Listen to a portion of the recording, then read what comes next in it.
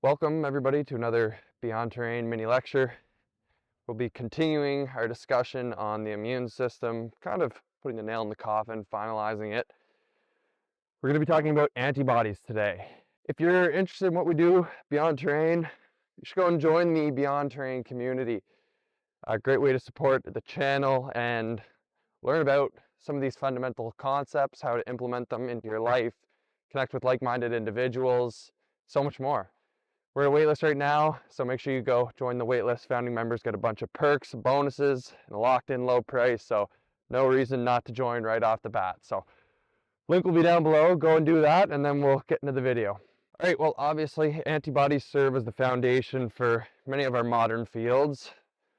Most notably, the field of immunology, the study of the so-called immune system, vaccinology, microbiology, virology, parasitology. Most of the biomedical literature really relies on the use of serological methods of the use of antibodies in their papers and their experiments. Central to this, obviously, is the idea that antibodies are specific, that we can have one antibody specific to one antigen. We'll call this sort of the lock and key model, right? So there's one key for one lock, and that key cannot unlock any other doors. And this is how we describe and understand antibodies in the literature. I suppose the major claim of this video, and just to note, I'm not the one that coined any of this information. There's lots of great people who are discussing this, and really the proof's in the pudding. It's in the literature itself. But the main point is that antibodies are not specific. Obviously, this disrupts the use of the methods in biomedical literature. It disrupts our view and understanding of the immune system. It sort of dismantles the whole germ theory philosophy, the warlike metaphors that we use. And really it just constitutes a big, big problem for modern science. Gonna put my hood up because my hair keeps blowing in my face. It's probably about time for a haircut. All right, this is a very confusing topic because when you dive into the literature, you kind of want to be like, well, maybe antibodies are specific and we just can't actually contain their specificity in the lab. Like, we can't reproduce their specificity in the lab, but they're specific in the body. This is kind of a nonsensical claim that I've even toyed with myself, like it certainly seems like antibodies should be specific to an antigen, but the fact of the matter is that in science, right, if we cannot demonstrate it to be true, if our methods cannot demonstrate antibody specificity, we should not assume that that's the way it works in the body, right? Now, I will say the body's innate intelligent capacity to respond to events very specifically, clearly, diligently, there's certainly something there, but, when it comes to the field of science, for us to be able to understand and explain these things, it almost seems like we don't really have the basis to do that based on the literature, especially at this point. So many of you will probably point out that there are different types of antibodies. There's monoclonal antibodies and polyclonal antibodies. This is the idea, basically, it's kind of interesting. It's kind of like a post hoc backfill. So monoclonal antibodies are supposed to be the specific ones. Polyclonal antibodies are said to be the ones that bind multiple antigens. Antigen just refers to a protein or a structure, usually a protein, but antibodies can bind to all sorts of different things. They can even bind to metals, they can bind to carbohydrates, they can bind to all sorts of different things. But an antigen is essentially the target of the antibody. Now, I briefly alluded to this, with antibodies, there are huge problems in the literature, right? And there are companies who set out to try to combat the problems in the literature, right? So there is a reproducibility crisis, that most of the literature cannot be reproduced reliably, and reproducibility is obviously the cornerstone of science, especially the empirical tradition. But the reality is that when scientists go out to reproduce papers, they do the same experiments with the same methods, they get different results, leading us to, understand that maybe our hypotheses that we thought were proved correctly were actually falsified. This is especially prevalent in the biomedical literature. Big problem. There's an absolute ton of papers that have been formally redacted due to the inability to be reproduced, there being a lack of controls, being bad science. This is a known problem in the literature, right? And again, we see this disconnection from the literature and our schooling systems. Like when I went to school, we're taught antibodies are specific. We're not told about the reproducibility crisis. We're not told that papers are getting redacted. We're not told that clinical trials for certain cupcake injections can't be reproduced, right? We're not told any of this stuff. But the literature shows it very clearly. So there's obviously a huge disconnection in the literature and a true interpretation of it and our schooling educational systems. All to say that you can go and formally read many papers criticizing the use of antibodies in the literature. Now, still, usually there's this theory-laden perspective that antibodies are specific. Scientists don't want to come to the conclusion that antibody specificity has been falsified time and time again. We're really trying to keep this theory alive because we need it for immune memory. We need it for the concept of the immune system in general. We need it for germ theory. We need it for immunizations. We need it for all of these things that generate lots and lots of money, tenure, ego, status, etc. Notably, there was this really interesting paper that evaluated monospecific, right, monoclonal antibodies. They evaluated like 11,000 different antibodies that are supposed to be specific. So they used a Western blot, right? And this is essentially just a way to test antibodies against different protein sizes, different antigens, and it's really a gold standard. Out of these 11,000 monoclonal antibodies, only 500 or so actually produced a single band, so only gave one positive result. The rest of them, they tested positive for multiple different antigens. So that's 5% saying that they're, actually monoclonal. Now you could say, oh, well, those are proof that there is specificity. But again, it's like if you took those 500 and tested them against a ton of other different antigens, you're probably not going to be getting specificity on all of them, right? If you have a specific antibody, it should test positive to one thing and negative for everything else, you know? So if you test it against a whole plethora of different things, it should never test positive for anything else. But if we took empiricism at face value, right? If we were true Popperian empiricists, we would look at this data and say, well, 95%, let's think of our statistics here with a 5% confidence interval, which is pretty standard. 95% of them were non-specific. So that's pretty conclusive within our, our modern empirical tradition that antibodies are non-specific, right? So kind of hilarious that, and that's the theory-ladenness, right? We can't admit that the germ theory is wrong. We can't admit that it was falsified. We can't admit that the immune system is nonsense and the concept of immune memory is nonsense. So Western blot is considered the gold standard. Other methods like flow cytometry or ELISA are much less reliable. These techniques are more prone to background noise, false positives, so they say, and more interpretations required as well, right? So realistically, they should have provided a falsification. If we were strict empiricists, we would have done that, but our theory-ladenness, as Kuhn points out, comes to our demise every single time, right? So realistically, antibodies are cross-reactive. The reality is antibodies can bind to a plethora of different things, right? And so if we think of antibodies outside of these standardized Western blots, flow cytometry, all of these different methods, what happens is we're testing in samples, right? So we're testing a cell culture using antibodies. So it's not like we're using isolated antibodies and antigens. Now there's a plethora of different antigens or things that it can bind to, because we know that it can bind to bacteria, fungi, cell cultures, it can bind to metals, carbohydrates, proteins, nucleic acids, it can bind to all of these things. So this is a big problem, right? Because one, we're still in the test tube, but we're like less deep into the test tube. So we take these samples that are still, sterile, created like if you think of virology, when they're doing cell cultures and they need to test if the virus is present. They use antibodies, right, developed based on the antigens that, we'll get to that in a moment. But there's a whole plethora of things that are going to be in there that could test positive as well, right? So there's no real control here. Another method that they've used to validate serological assays is the use of PCR, which we know is quite circular. We create genetic sequences out of thin air using probability and computation, and then we create primers, and those primers are used to validate the genetic sequences. So it's a nice little circle there. And so we use that circular reason to validate the use of antibodies. But realistically, the antibodies are created in the same manner. Think of the old COVID antigen test.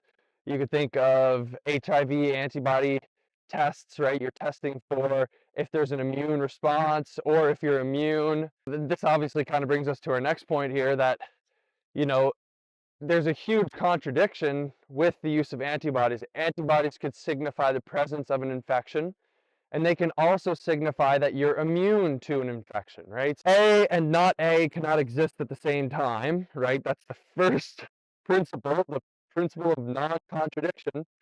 But in immunology and in serology, right, in our theories, we say that it quite literally, they both exist at the same time, right? So it's just total nonsense, right? And it depends on the intent of the scientist, right? So if you're doing a injection cupcake study, you want antibodies to be present because you're immune, right? But in diagnostic studies or antibiotic studies, you know, you want the presence of antibodies, right? If you're testing someone, yes, they're infected because they have antibodies, right? So it's really not, it's nonsense. It's totally illogical, and it violates the first principle of logic. It's not even like it's a logical fallacy. It's just straight up goes against the first principle of logic. So most labs do not validate or control the use of their antibodies, right? So most laboratories don't do these extra steps to make sure that their antibodies are only testing for one specific target. You know, they're not testing a control cell sample, they're not testing against other bacteria or other parasites or other organisms or other proteins or carbs or whatever. They're not doing that, right? They take the antibody, they test their sample, they say positive, yes, negative, no, right? There's no real controls that are used in these studies. When it comes to antibodies, it's kind of interesting that we don't use controls using this, because if they use the controls, it would invalidate their studies, right? Because what we understand with the use of controls, we understand that these antibodies are going to bind to random or non-specific antigens, different samples. So there's no really way to control it and get valid results, right? Because if you use the antibody for your antigen that you're looking for, and then you turn around and test something and the antigen that's not in that sample tests positive, then your test is useless. So they actually use like knockout genes. You know, they might use mice, or they might use some sort of bacteria or whatever, and they take the gene, they knock it out. And so the knockout, you know, control doesn't have the protein in it, right? So you have your antibody developed to bind to that antigen, to that protein. And the big problem here is that even in knockout samples or knockout controls, the antibodies are still testing positive. There's so many cases of this happening, right? So that would be one way you could control your study, but studies don't use these methods to control. Like, they don't use Western blotting to control their studies because it would just invalidate their results. It would invalidate their test.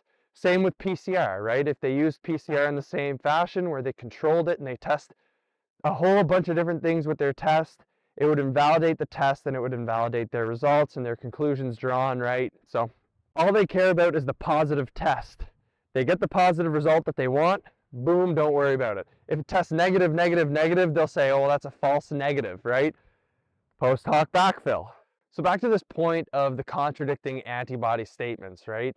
That antibodies are both signifying the presence of an infection and the presence of immunity, depending on what we want in our heads, right? Based on our theory-relatedness, based on our previous theories that we have in our minds. So when it comes to something like HIV, you test positive for HIV antibodies, it means you're infected, right? When you test positive for corona antibodies, it means you're immune. It's just the nature of when you give the test. When you give the test when you think the person's infected, it means they're infected. When you give them the test and you think it means they're immune, it means it's immune. The interesting thing about this is you might say, oh, well, the level of antibodies, you know, the timing, all this, again, totally non-scientific statements.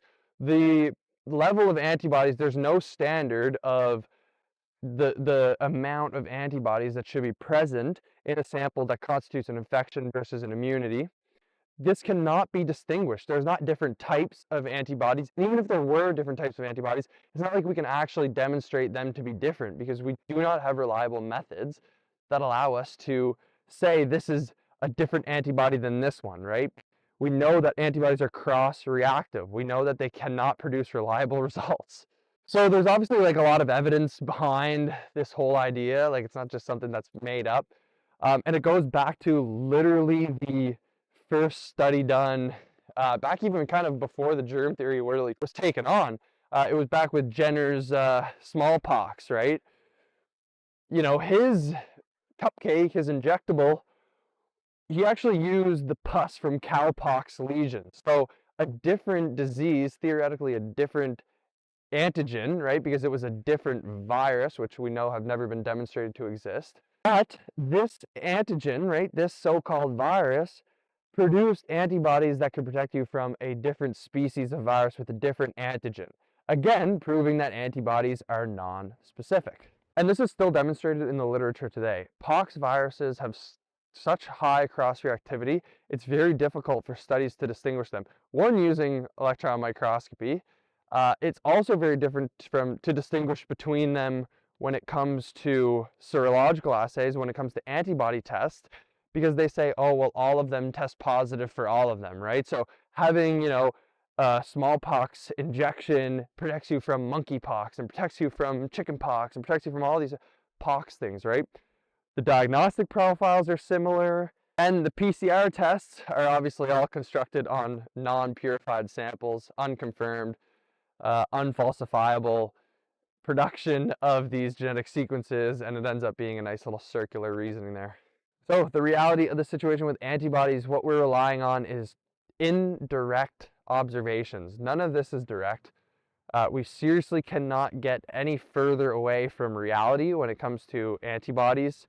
We're so deep into the test tube, and the further we come out of the test tube, I think the closer we come to the truth, which is that if antibodies have been demonstrated to exist properly, that they certainly are not specific. There might be a mechanism for antibodies in the body. They might bind and neutralize toxicities. They might aid in identifying which bacteria are full of toxins and need to be removed from the body, still accompanying this detoxification pathway idea. But at the end of the day, what we do know is that antibodies are non-specific, right? We know that that's what's demonstrated in the literature. And essentially what happens is we don't have to obviously explain ourselves, as Dr. Cowan so gracefully pointed out, you know, but the reality is that what's been falsified is immunology, is vaccinology, is microbiology, is all of these things now. So many of these fields rely on serology. They rely on antibodies. So antibodies are a conceptual tool for the perpetuation of the immune system nonsense. Our theory-latedness has overtaken us. There are absolutely no controls. When controls are done, it falsifies the methods, which then falsifies the hypotheses, which if we falsify too many hypotheses, we can't hide it forever in the literature.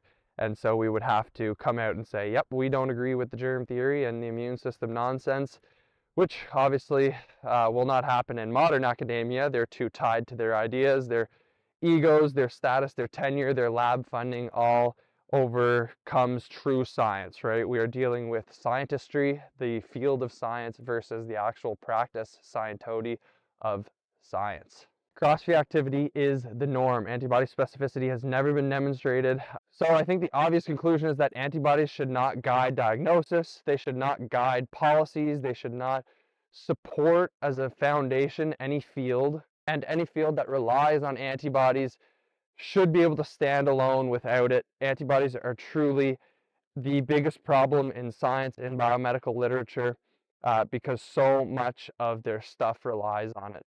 So what does this all mean? Well, it means that much of our modern understanding is incorrect. And we can unsubscribe from these germ theory narratives, these immune system narratives. We need to get back to integrating natural principles in our lives, which is exactly what the Beyond Terrain community is about. So make sure you go join that waitlist there. You know, we're really going to be talking in depth about these things. I want to dive into antibody isolation, how antibodies have been isolated, created, get into the antigens. I'd really like to get a little bit more in depth into these topics. So make sure you go join the waitlist if you like this video. Give us a like, share, comment, all that good stuff. Subscribe too, stay around, click that bell. All right, really hope you guys enjoyed the video. Take care.